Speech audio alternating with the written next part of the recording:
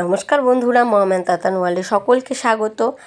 আজকে তাতান প্রথম দিন স্কুলে ড্রেস পরে স্কুলে যাবে, তো খুবই এক্সাইটেড ছিল। আমরাও খুব এক্সাইটেড ছিলাম যে তাতানকে স্কুল ড্রেস পরে কেমন লাগে দেখতে।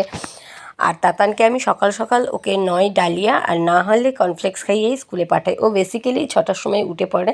ও 6টার সময় ঘুম থেকে উঠে ব্রাশ করে খাওয়া দাওয়া করে কিছুক্ষণ পড়ে নেয়, তো পড়ে তারপরে ও স্কুলে যায়। আজকেও অনেকটাই লেটে ঘুম থেকে উঠেছে বলে আজকে আর পড়ায়নি।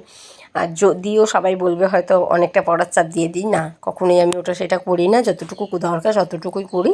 আর পড়ার চাপ ওকে দিই না। ওর যতটুকু ভালো লাগে ও করে, যখন ভালো লাগে না একদমই ওকে পড়াই না আমি। কারণ আমি ওকে চাপ দিয়ে একদমই পড়াশোনা করাতে চাই না, কারণ পড়াশোনা আর কদিন পর থেকে ওকে করতেই হবে। আর এইটা পড়াশোনা না করলে কোনো কিছুই নেই, সেটা আমরা সবাই জানি।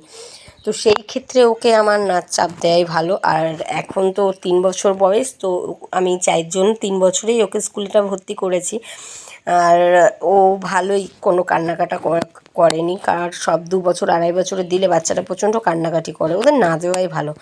একদম ছোট বয়সটা আমার মনে হয় নিজের কাছে রেখে সময় কাটানো, মানে এত তাড়াতাড়ি ওই ছোট বয়সটা ওদের চলে যায়। তো আমার মনে হয় ওই পুরো ছোট বয়সটা নিজের কাছে রেখে কাটালে পরেই ভালো। কারণ এই সময়টা আর কখনোই আমরা ফিরে পাবো না, বাচ্চাদের সঙ্গে সময় কাটানোর এই সময়টা। কারণ যত বড় হবে তত সে নিজেরও ব্যস্ততা বাড়বে, সেই সময়টা আর আসবে না ফিরে।